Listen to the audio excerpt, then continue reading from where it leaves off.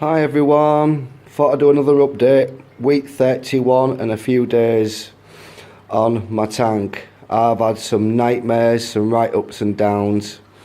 Moving the wave maker from round the back, putting it there, taking the IHEM out and keeping that one there, moving the flow. It really upset my tank. I lost my meat coral, which you saw the video on, which was gutting. The fish was picking on it a lot, taking its food, but I think the flow finished it off, so I've replaced it with a large bubble, which is doing really well, and you can see its tentacles out. Look, can you see it? That's a very good sign. Yeah, very greedy coral, but I've been in there a couple of weeks now, and I lost 3 frog spawn corals.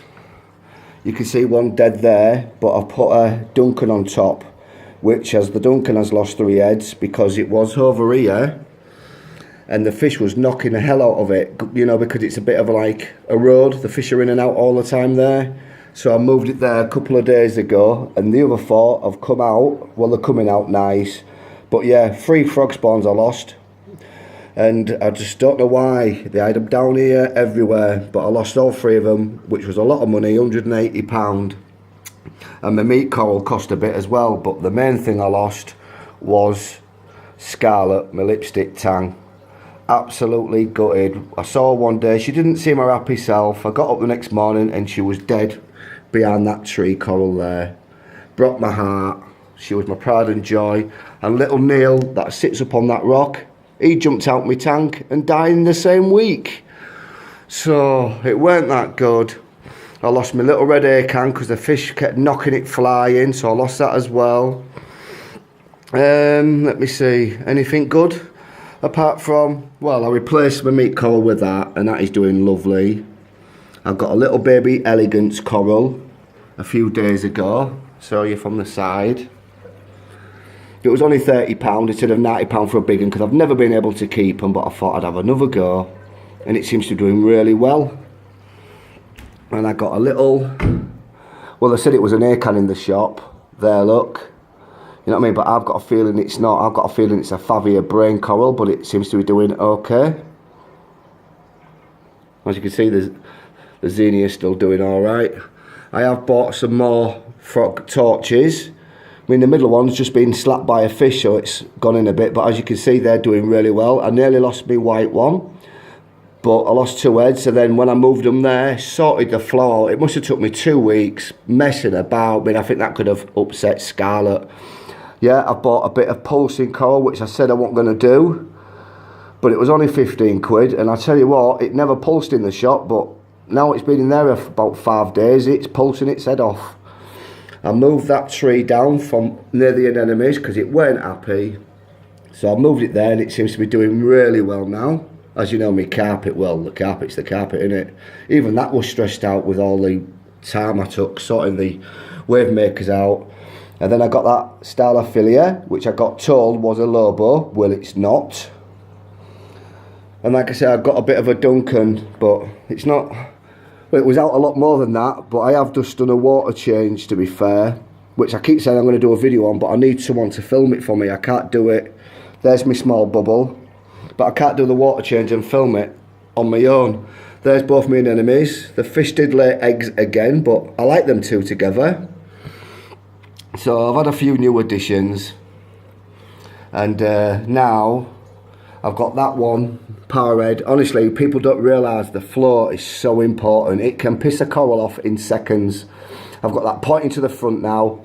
I've got that pointing down the centre, and I've speeded it up, and it just pulses, not random patterns. It really annoyed everything. And every day I was looking at another coral and it was getting so upset. I thought, right, here we go again, moving it up, down, left, right, speeding it up, slowing it down. I had that one on 10 seconds on, 10 seconds off. Now that's on permanently, blowing to the front. And that one's on just on, off, like a bit like a pulse. On speed 3, and I think I finally cracked it. Nothing's getting battered so much, everything's getting blown back and forth. My torches, like I said, my middle one is normally twice that size, but just done a water change. And I did replace little Neil. Well, he ain't little Neil anymore, I don't know if I can see him, But he lives in there, and he is over 6 inches long. He is absolutely huge, so it's Big Neil now. And Scarlet, I replaced with a vampire tang. Can you just see him in that cave? It's only been in 4 days. I had a bit of fight with my cola tang, but the cola tang seemed to have lost. And it started eating for the first time last night. If I get back, it might come out because it doesn't know me yet. Here it comes, look. But yeah, I've called it Pabs, and it's pretty big, nearly as big as Scarlet was, but I needed something to replace it just to cheer me up. And there he is. I've called it Pabs. It's not a girl, it's a boy. Look, might not be everyone's cup of tea, but it's a bit like a Achilles tang, because it's got that diamond on its tail, but in grey instead of black, and its diamond is blue. But when it comes out properly and you see it, it's absolutely stunning fish. So I lost a couple, lost loads of corals, and it's been a nightmare. But I do put it down to myself, being an idiot with these wave makers, messing about with them, I must admit. Get your wave makers sorted, get the corals in and leave it alone. Leave them for days. I mean, the worst thing I could have done was move that Duncan from there, but as you can see, the fish are there all the time, and they were knocking it and knocking it, and I thought I can't leave it, so I've moved it there. But yeah, I have lost 3 heads, but the other 4, and it's grown, another one growing at the back, so when that opens up properly, you can't recognise it, but it's sulking a bit at the minute. But like I said, it's only been there 3 days, and you know Duncans, if they're not happy, they can sulk for weeks, but it'll come back. But yeah, it's been a bit of a heartbreak, a lot of money lost, good times, bad times, mainly bad, but I'm starting to replace things, and now I've got my float, everything seems to be so much happier. I mean, if you can keep an elegance coral, you've got to be doing something right. I know it's only a baby, but I'm so chuffed with that. And that bubble, well, it's just a stunning large bubble, that is. And then get its little tentacle out. But yeah, my perimeters have all stayed the same. It hasn't been me water, it's been me with the flow, trying to make everything happy. There's me Blenny, look. Look, there's Big Neil. Monster, isn't he? Oh, there's me Flasher Razzie that I mentioned before, out and about, look. Beautiful fish. I recommend them to anyone. They get stuck in for food, they don't cause trouble, they're not aggressive, they don't bury themselves in the sand like me Banana Razzie does, Lemon, wherever he is. He's always going in the sand, he is, and disappearing. Makes me laugh the way how fast he can do it. There he is, look. And he's put some SARS on as well. You know what I mean? But yeah, there's my tank overall. Been a bit of a nightmare, heartbreaking, cost a lot of money, lost a lot of money, but anyone in this hobby knows, you know, you have your ups and downs with it. A bit like a yo-yo, really. My sump's doing okay. I moved that power head down to the bottom and slung it behind some rocks, so it's still pointing upwards, look, because it was sucking up my Cheeto and everything in the bottom of it and mincing it up, ruining it. So now I've covered it in rocks, replaced the Cheeto, look, and it just spins around lovely in that corner, look at it. See, but it can't get sucked up with that anymore because it's buried in rocks, but it's still giving me the lovely flow. Yeah, and everything in here is doing okay. Skimmer, look at the colour of that. I empty that about once a week.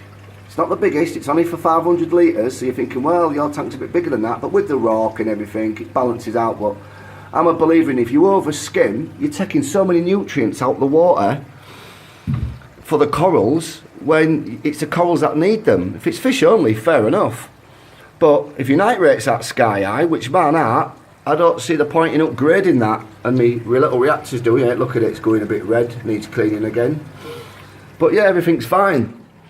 And like I said, I don't have my lights on high, only 60% white and 80% blue. But yeah, I think I've come over the worst of it. There's Pabs, look in the middle. Anyone knows Pabs, you know he's a nutter. But it's a tough, that's going to be the boss of the tank in no time. It didn't take any crap from Pepsi. Him, look, he's the bully. Well, he picked on the wrong fish, didn't he? He didn't have to get a slap twice, and he hasn't gone near it since. Look at them all getting on. You won't believe that. Has only been in 4 days, that tang, would you? 4 days. You think it owned the place. Right, now you've seen me tank, hear me talk about what I've done wrong, you know, with the wave makers and everything. Now I'm going to show you what keeps this tank running and what I use. I use Red Sea, which you know I'm going to be swapping over, but I use my calcium. I put 4 grams of that in every morning. I've run out of magnesium now because I'm going to Brightwell, and I put 5 mil of that in every morning, them two together. Now, I don't use calcium, it doesn't go down much. I've got it there, but it's staying at 440, 445, so I don't need to put it in. So I put them in, and then when they're all nice and level like that, I keep that at 8.3, I keep that at 1380, and they keep that 4 mil of that, 4 gram of that, 5 mil of that. And then when they're all perfect, one day I'll put 10 gram of this in from Red Sea, ABC Plus, so it gets everything, all 3 of them in one. But I can only use that for a couple of days, and my calcium will start to go up. So then I cut it out and go back to keeping these balanced. My trace elements, A, B, C and D, you can test for the first 3, but you can't test for the D. So I put 2 mil of that in a fortnight. There's my iron, because I use a lot more of that and I run out. And this, Reef Energy, A and B, it's your amino acids, stuff like that. I put that in twice a week, a Wednesday and a Sunday, to feed the corals. This thing here, it's a bit like that Red Sea tub. It's a bit of everything, but that then I've clogged the water, so I suggest you use it on a night. But that's what keeps my tank alive then. But I am switching over. Once these all run out, I'm going to Brightwell liquids, because you don't have to mix them in a jug. You can just pour them straight in the sump, which is easier. These are what I test my tank with. Salifate. I use these as well for my pH and nitrate, something like that I use them for. There's me reflectometer there, look. I like that. And there's my RO that I always calibrate every time I use my hydrometer, always. There's my Red Sea for my trace elements testing, apart from potassium. 45 minutes minimum. So I got one from Sullivan, does it in 3 minutes.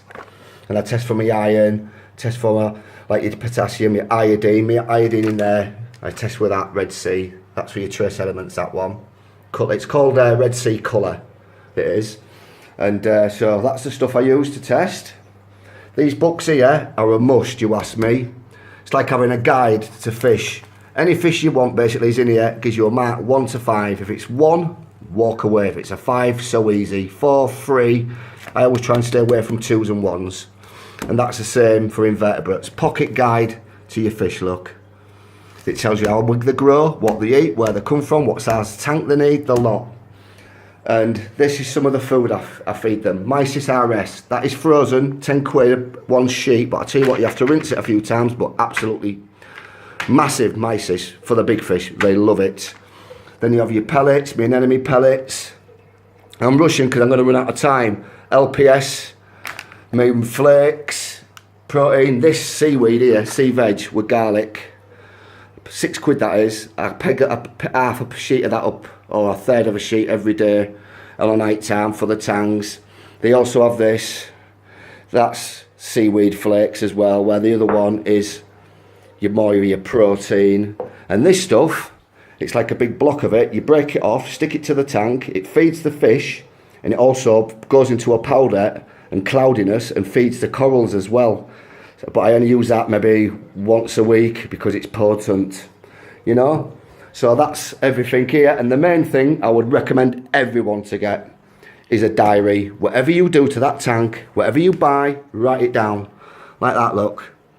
Test it, look. What I put in, 10 grams of mag, 5 grams of calcium, whatever it is. Whatever I do, water change, when I do it, what I buy, write it in daily. So you've got a record of everything you do to this tank. Because if you don't, you'll forget something. Them books are a must, especially for beginners. 30 quid each, recommend them to anybody.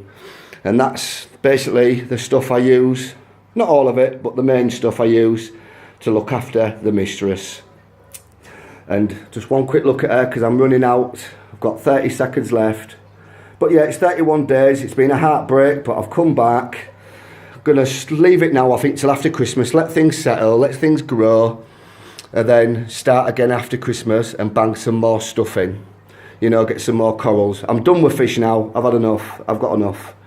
And hopefully my next video will be on how you do a water change without poisoning yourself. Okay? Take care, everyone. If I don't see you first, have a great Christmas and a Happy New Year. Bye all.